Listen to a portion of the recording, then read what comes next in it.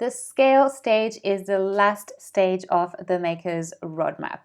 By now, you have a really solid foundation and you are ready to scale up if you decide to. It's time to improve on what you've built in order to keep increasing your sales, to grow your brand, and to diversify your distribution channels. It might even be time to start delegating some tasks or hiring some help by building a team to support your business growth. The first thing we want to do here is look at potential new traffic channels. Now, in the growth stage, you will have worked on 1 to 2 traffic channels at a time to keep focused and avoid spreading yourself thin. In the scale stage, we can start considering using the stacking strategy. And what stacking really means here is adding slowly but surely more traffic channels to your marketing mix, to your marketing strategy. So for example, in the growth stage, if you're keeping focused on Instagram and Pinterest exclusively to bring traffic to your store, you might decide that you are now ready. You know that those two platforms, Instagram and Pinterest, bring consistent, predictable traffic to your store, and you feel ready to add another one. So maybe you're going to start looking into paid ads, or maybe you're going to start looking into Facebook strategies to add to your marketing mix. Now, and this is key, I really recommend you only do that if you have the resources available to do that. And by resources, I mean the time to add a new marketing channel to your marketing mix, or the money to hire someone to help you do that. And that implies that you have systems in place for the platforms that are already working for you, like Instagram and Pinterest, so that when you add a new traffic channel, you're still getting results from those consistently. You never want to be in a situation when suddenly you start working on something new, and so what used to work for you stop working because you stop paying attention to it because you're too focused on this new thing. So it's really important that you ask yourself, am I ready, and do I have time and or money available to add more platform to my marketing strategy? The next thing here that we can consider in the scale stage are brand improvements. So it might not be necessary for you, but it's something to consider. Do you need a rebrand? Now, a rebrand can be necessary when you feel like your brand identity, the one that you created in the start stage, is a little bit too simple, a little bit too basic now, and you would like to up-level your brand by revamping your brand visual identity. Or it can be also a strategic decision because you want to, for example, enter a different market or change the type of products that you're offering slightly, or even just position yourself as a higher end brand and start charging more for your products. So again, it's not something that you necessarily need to do, but it can be, and it can also be a strategic decision. And when you think about your brand here, and when you think about brand improvement and rebranding, we're not talking just about the visual aspect of your brand. Hiring a copywriter, for example, or a messaging professional that's going to help you with your product description and improving the copy and the messages on your website is also part of rebranding. And if you do decide to rebrand, although in the start stage I did say I think that you shouldn't hire someone straight away, I do think that in the scale stage, it's a really good idea to work with a professional if you can afford it, and to hire someone that's really going to help you take your brand to the next level.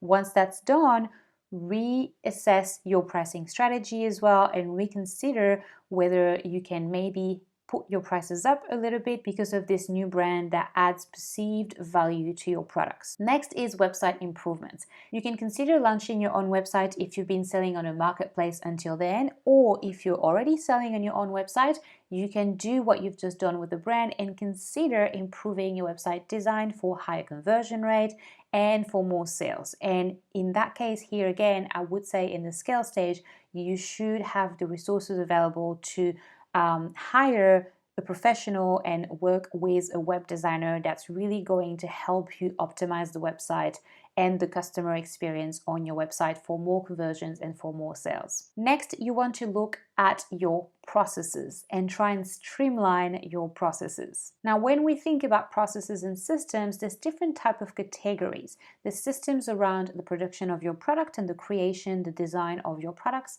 There's processes and systems around shipping and around fulfillment of your orders when you get sales. There's processes and systems around marketing.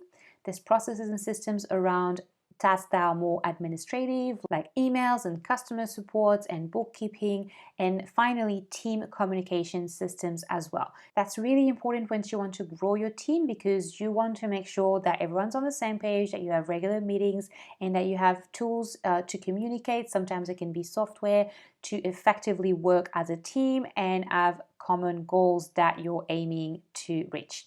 So what you want to do here in the scale stage is really look at each of those categories and ask yourself, how is everything streamlined? Do I have a process for everything? A good test is, even if you are not quite ready to hire someone yet, is to ask yourself, if I was to hire someone, for example, in the marketing department to help me with social media, how would I train this person? What kind of step-by-step training would I give this person and tell her or him, these are the steps that you need to take every day, every week, every month to do your job properly. When you have this type of knowledge of your own systems and processes, you know that you have streamlined processes and that you are ready to hire some help. Next is new revenue streams or new sales channels. And you want to consider experimenting in the scale stage with new revenue streams and sales channels. So for example, you could start selling to retailers if you're mostly selling online until now. So essentially, if you remember the business model decision that you've made in the dream stage, during the scale stage, you can go back to it and sort of ask yourself if you are ready to change that a little bit to get even more revenue streams into your business. And finally, the last recommendation I have for the scale stage is to look at your product offering. Now, you might be ready to offer a wider range of product. You might be ready to offer different types of products for as long as they work under the same brand. You might be ready to revisit how much of your product collections are reproducible products and how much are one-of-a-kind custom pieces, and whether you want to change that ratio up or not.